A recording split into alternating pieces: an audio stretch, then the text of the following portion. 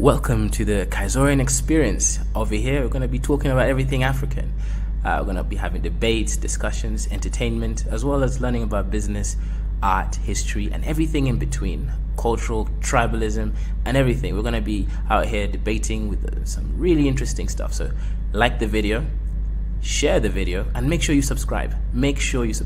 Subscribe for the best experience ever. This is the biggest channel on the Afrosphere. So come and join the team, become a Kaizorian, and join the Kaizorian Empire.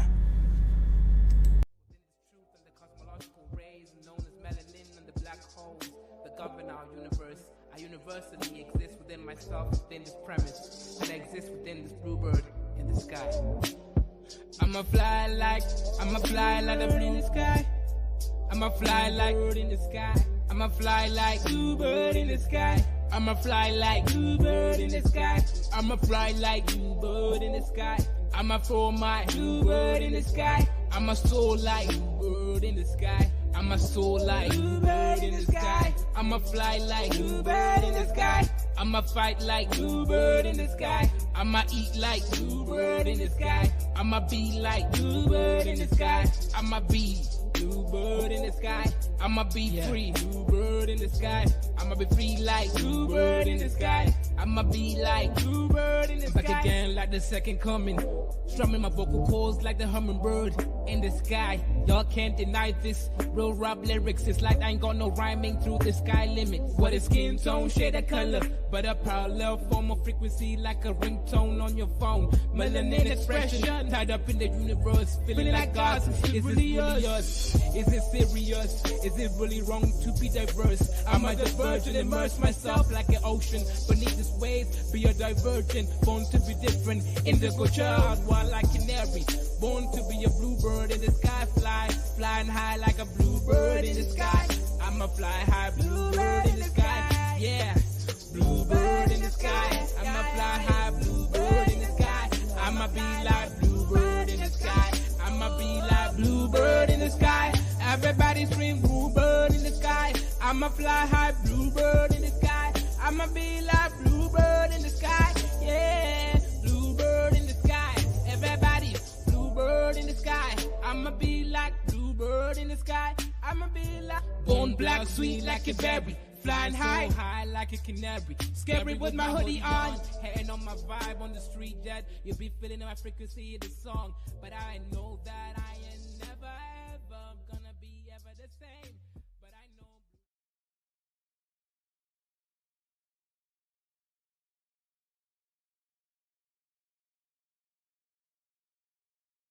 With its neighbor Somalia and regional power Egypt, with tensions on the Horn of Africa reaching new heights. In fact, Ethiopia's push for access to the sea and economic development through a massive dam project has seemingly provoked the creation of a burgeoning anti-Ethiopia alliance, with Somalia and Egypt inking a new military pact which could see Egyptian troops deployed to Somalia, much to the anger of Ethiopia. So in this video, we're going to explain why Ethiopia is at odds with the two countries, why tensions are approaching a fresh peak, and discuss the prospect of a new conflict.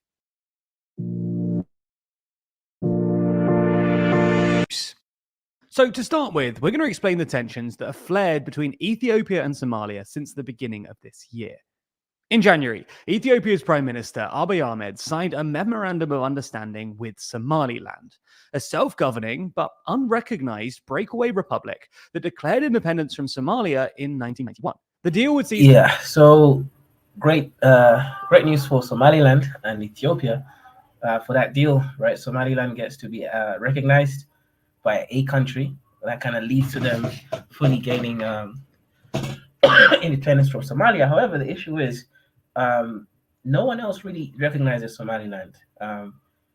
United Nations doesn't, African Union doesn't, World Bank doesn't, America doesn't, no real country apart from Ethiopia recognizes them, meaning they're not really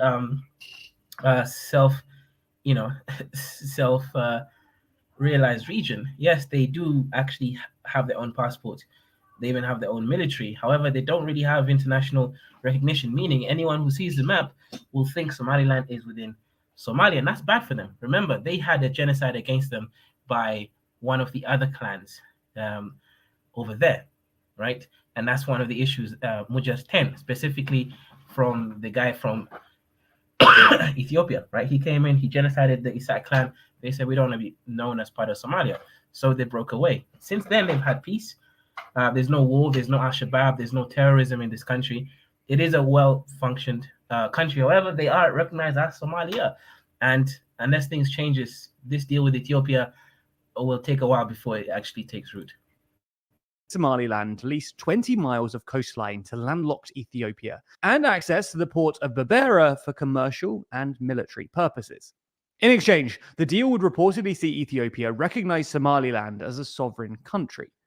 Now, But here's where the contradiction comes in, right?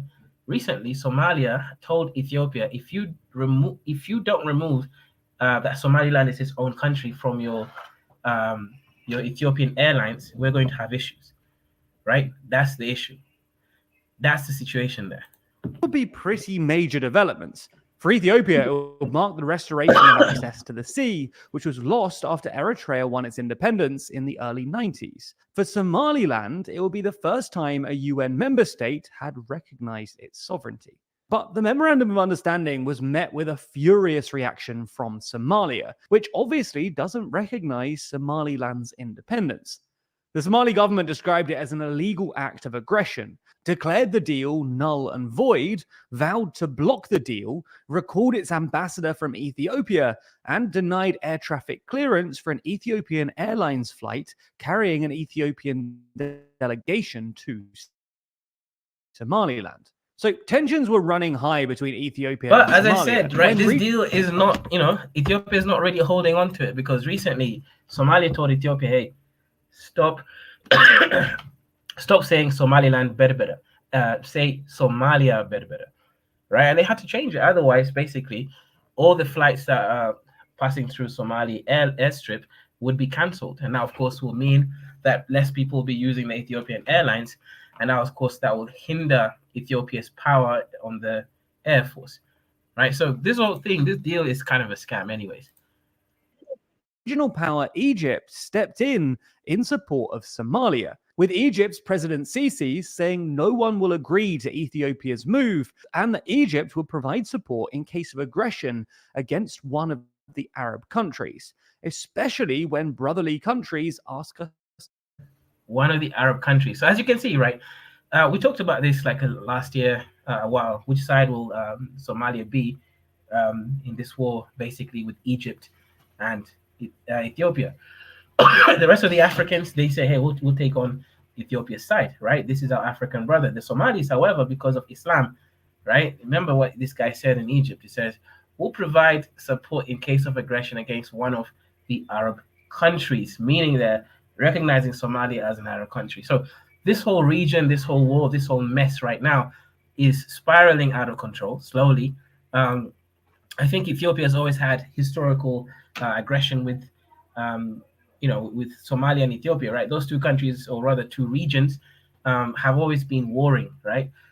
I think things are about to get really, really dicey. Africa is about to get another war right now between potentially four countries: Somaliland, Somalia, Egypt, and of course, Ethiopia. And all of this, right? Ethiopia wants to be a superpower. Right now, Kenya is technically a better country only because they don't have access to the sea. So therefore, they can't build their navy and protect their interests, and they're paying expensive money to countries like Djibouti to allow them to use the seaport. So Ethiopia just wanted access to the sea so that they can control what comes in and what comes out of their country. They don't want to have to be asking permission from the Djibouti government each time they want to import something that they might not want into their country. So when I talk about sovereignty, a country as big as Ethiopia claims it has it's God-given access to the sea. Now, of course, Somalia is threatened by this, and of course, Egypt is threatened. Now, why is Egypt threatened? Simple. The Nile River. There's a white Nile and then there's a blue Nile, right? Ethiopia actually has access to the longest running Nile, right? It's within their country. Then the other Nile comes in from Lake Victoria, which comes in from the Great Lakes countries like Kenya, Uganda, and Tanzania. However, the most significant portion of water that runs downwards. And remember, right, the water runs downwards from Ethiopia and also the Lake Victoria into Egypt. So this water technically belongs to Ethiopia, right? Egypt is scared because Egypt uses the Nile River for everything, for irrigation of crops. Remember, the country is more desertified than East African countries on average, right? So they need the Nile, and they're afraid that with the dam, right, the great Renaissance dam that Ethiopia built, that this is going to now cause issues within the security of the nation. That's where the beef is coming from, and that's why these people are incredibly scared right now. They're scared that unfortunately things are going to turn nasty because each country has something to fight for. Somalia is scared, right, for their own right because of the historical conflict, right? There's been wars. I'm talking about proper wars where Russia side with one country, America sides with the other country, and these things have happened historically for a while. So this is not new, right? However, I do think, unfortunately, if these African countries are not serious, war is going to brew. And for me, I will take on Ethiopia's side, right? I'm an African. I will take on the African side. I will not take on the Arab side. The Somalis and the Egyptians, they can be Arabs, but Ethiopia is African, right? Felipe Lindsay says, this looks like a U.S. State Department AFRICOM operation. 100%. CIA is obviously involved. I mean, the fact that Egypt just recently, on September the 5th, said, you know what, I'm going to put troops on Somalia's soil, right? And of course, this is an act of aggression, right? They're literally acting aggression. So for me, I want to see what's going to happen here. JD says, Ethiopians, one is shorter, but they get the floods from the highlands, which adds most water. Yes, it's shorter, but remember, JD, right? The water starts from there. I want to make that very clear.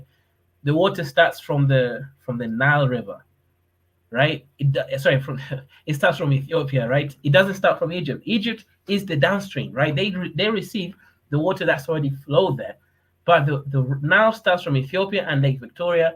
So those two areas are where the Nile River actually originates from. It's not Egyptian water. It's technically Kenyan, Tanzanian, Ugandan, and Ethiopian water. To stand by them.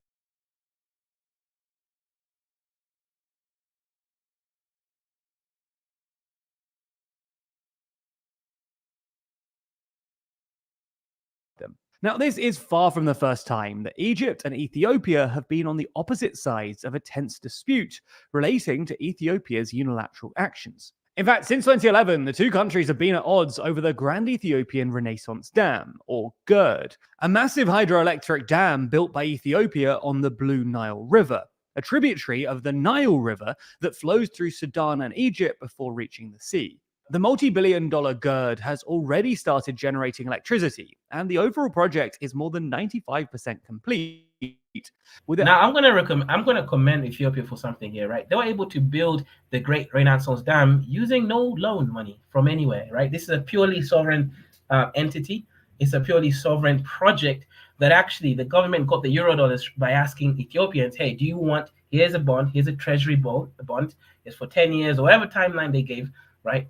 We're going to borrow your money. We're then going to give you shareholding capacity into the greatest project created in Africa in the last 10 years, right? All that money over there was actually fashioned from Ethiopians themselves, not from the IMF, not from the World Bank, not from any sort of institutions or any Eurobonds. No, the Ethiopian government issued the bond to its own people. And that's why I kind of really respect this.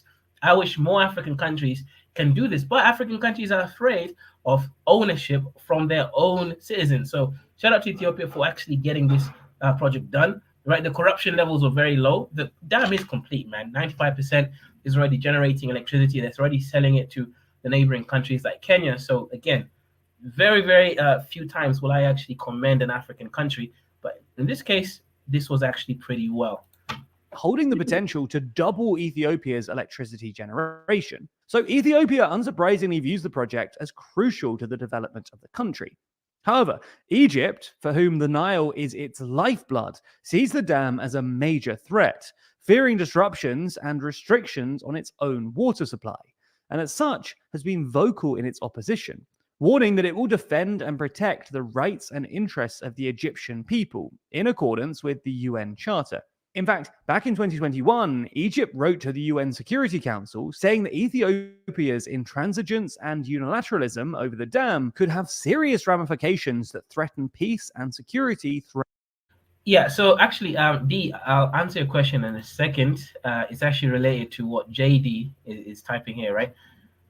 Yep, I agree, Kaiser. If Ethiopia's water, it's weird that the British gave Egypt control and ownership over the whole Nile, and they really think it belongs to them. So here's the thing, right? There was an agreement that was created, whereby contracts signed that the East African countries didn't actually sign. So Tanzania and Egypt actually own majority of the access and origin of the Nile. Obviously, Kenya and Uganda have smaller parts of the Lake Victoria, and of course, Ethiopia has their own river that actually connects to the rest of the Nile, right? So what happened is Ethiopia and those East African countries in the Great Lakes region, they didn't actually sign the contract. So the contract was really a British government colonization event to try to appease the Egyptians over the fact that these people are building the water access way. Whoever controlled Egypt at that time, whether the French, whether the British, they'll basically have access to the Suez Canal, etc. Right? So, but the reality over here is that this is Kenyan, Ugandan, Tanzanian, and Ethiopian water. However, I would say it's mostly Ethiopian water because majority of the water comes from the Ethiopian side, not even the Great Lakes countries, but definitely is not Egyptian water. It flows downwards, right? So actually, according to international law, Ethiopia actually has more claim onto its water. Throughout the region, a clear hint that the dispute. Yes, and to answer your question, D, basically, it's about the issues water, right? Ethiopia is a very fertile country, especially if you go down the southern parts like Gambela and some of the Oromo areas, and also the Amhara regions, right? They have a lot of arable land.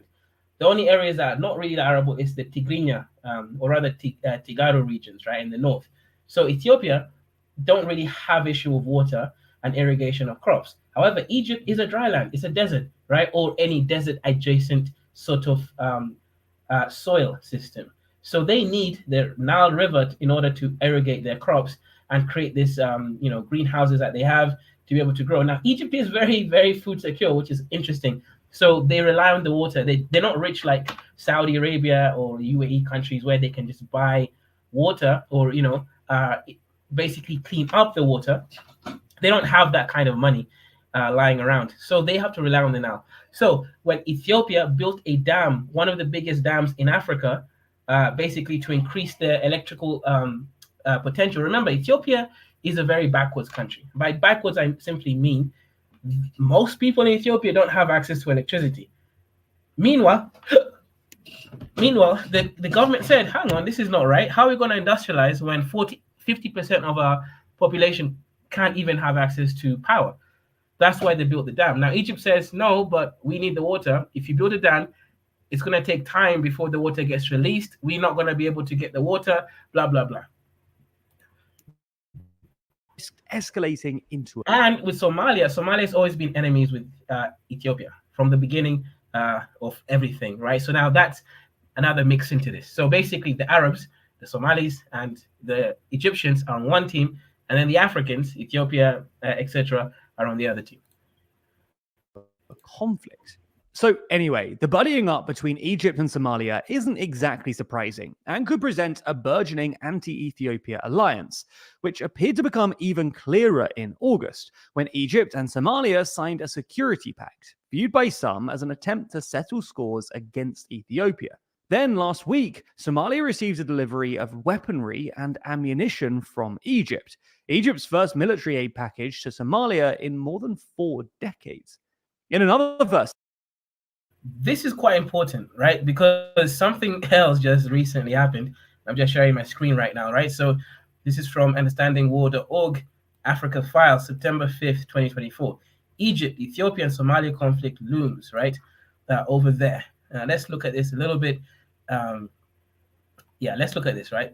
Horn of Africa. Egypt is growing military cooperation with Somalia and deployed troops to Somalia. This happened just within the other couple days.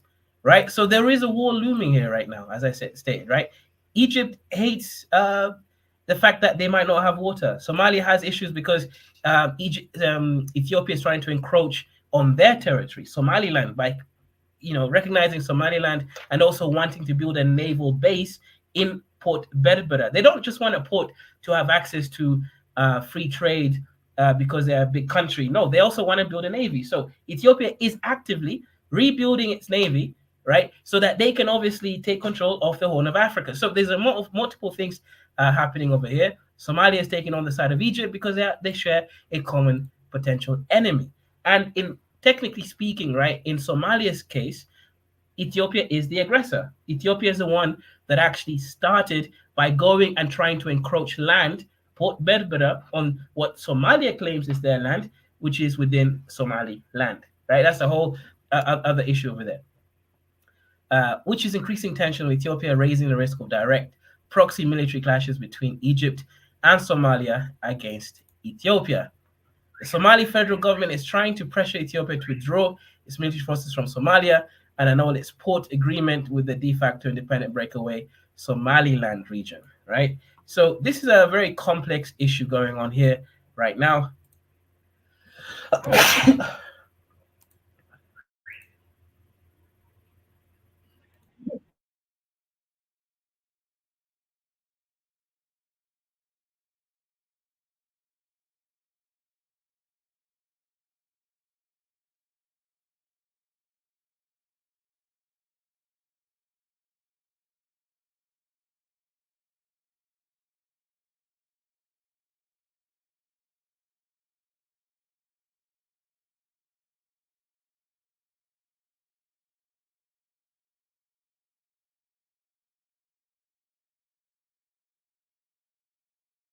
JD says the water comes from Ethiopia. They can divert it to the. Yeah, so I agree. In the case of Egypt, oh right, okay. So the video is muted. Okay, let me fix that. Yeah, in the case of Egypt versus Ethiopia, I think Ethiopia was in the right. However, when it comes to Ethiopia versus Somalia, that is a bit more complex, right? And the reason I say that is because Ethiopia first went into Somaliland, which is a breakaway region from Somalia, and engaging by wanting to build a port there as well as a naval base. I mean, that is an act of aggression, if nothing else, over there. Abu Yak says, not complex. It's like Russia annexing the Kremlin. Ethiopians are illegally trying to gain land. Okay. JD, low, that is not how it works. People are saying it's Bible, so Ethiopians, their own water. No, okay.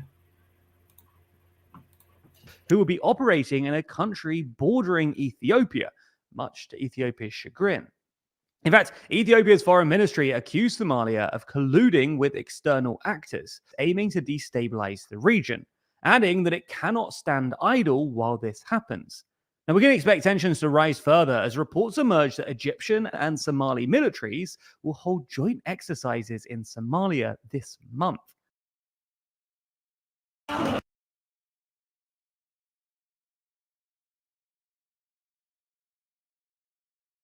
So, with these tensions looming over the already troubled Horn of Africa region, are there any efforts to cool things down? Well, yes, there have been, and in fact still are.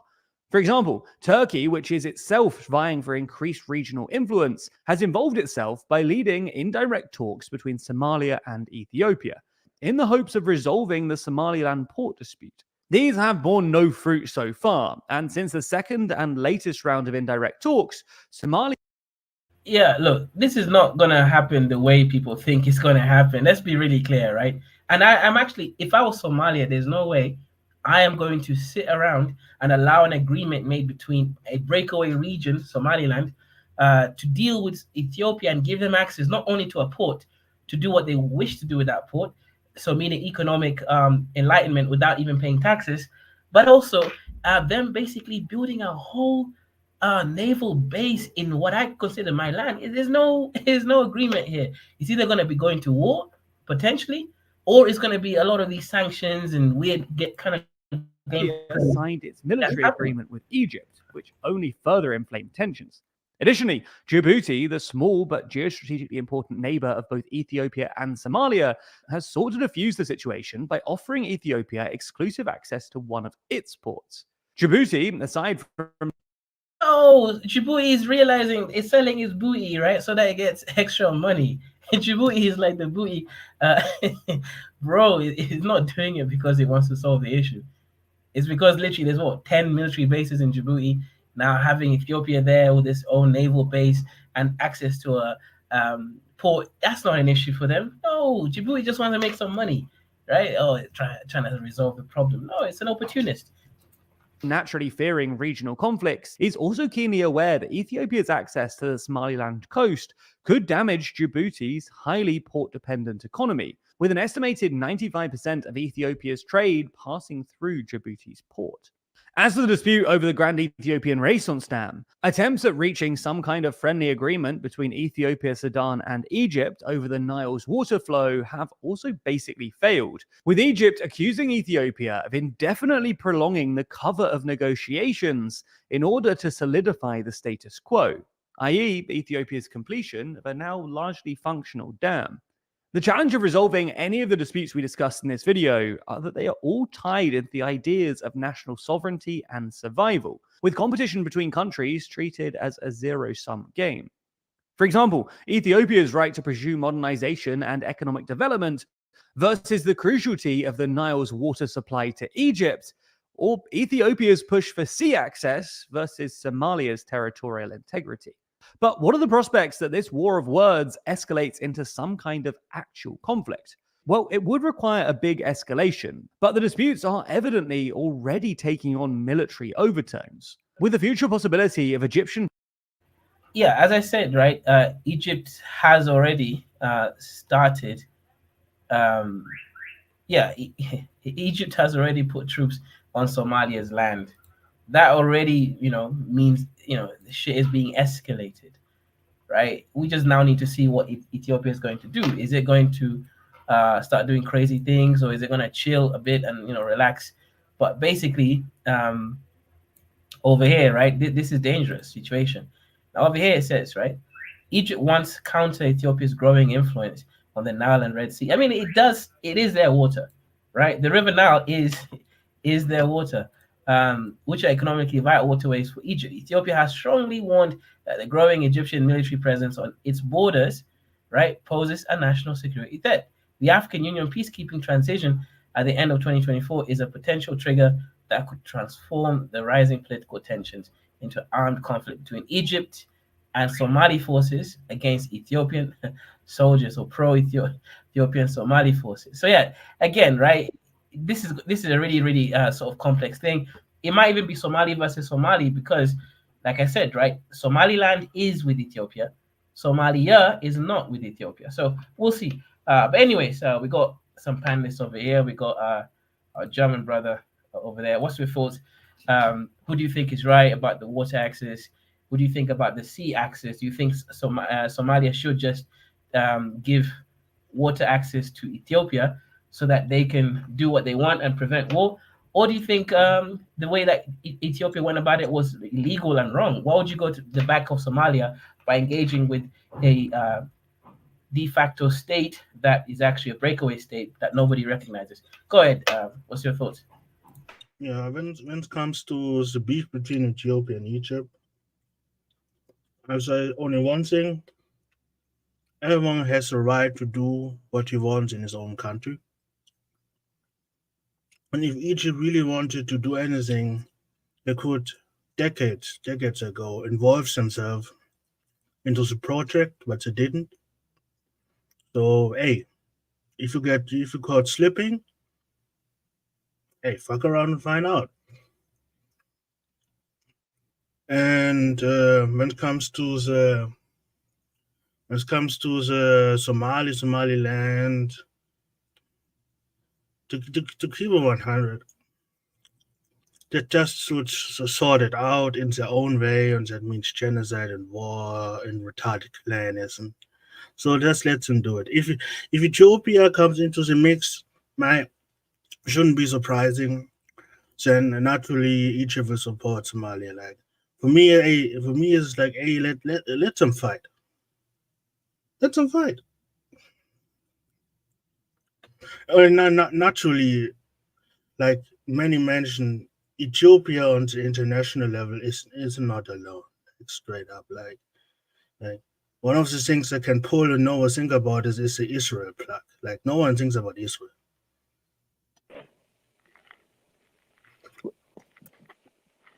Okay, shout out. I'll come back to that.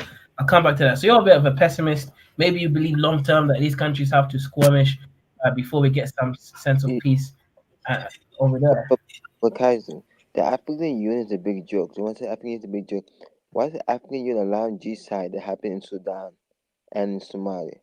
The African Union is a big joke. They could stop what's going on in those regions, but they don't want to do anything. Why? Why the African Union? Why is that, Kaiser?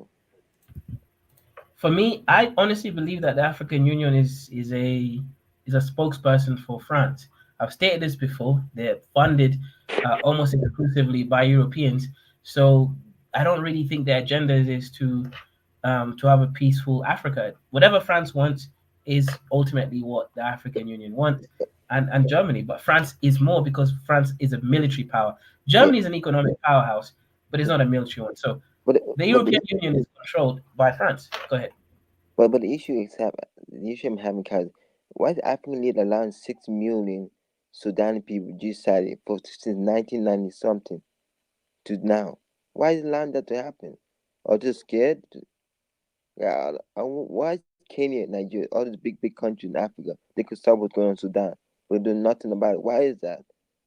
Why should That's they? some action.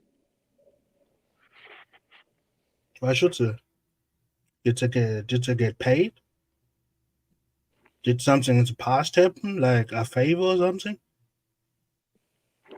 Yeah, yeah, because I went to because I talked to Sudani. A lot of Sudan people not happy. I can't sad for them. I can't sad for Sudan. I'm kind of sad for Yeah, but being the Sudan. Sudan thing was their own government, like straight up. I know. So every time people being stupid, someone else has to jump into their own country because they are too stupid to run the country for nothing. Have you guys heard about the RSF? Have you heard about this RSF? Have you guys heard about it? You want the RSF? You have heard about it? RSF? Sure. The rapid support force. You mean Yeah. Janjaweed? We'll come into that a little bit, Oh, Chuku, sorry. about Sudan. Let's finish about Ethiopia first. But yeah, go ahead. So what's going on with Ethiopia and Somalia? Yeah, go ahead, Kidola. What's your opening statement? Okay, I think Djibouti just tried to protect himself because he know maybe can be betrayed by other powers that is there. You know, it's a small country. Allow some people, I think, allow other bases to be there. In fact, there's so I think there's a reason why I give it to the Ethiopians to have waterway in that place. I think it have to be interest, security interest, our kind of interest. You know that losing Ethiopia will not lose. You know they will fight if they want to because it's their only source of their port. But the other ones might pack their bag and go. You know, settle with the Somalians. I think it's a way. It's a it's a clever move from the Djibouti people to secure themselves against the Somali people. You know what I mean?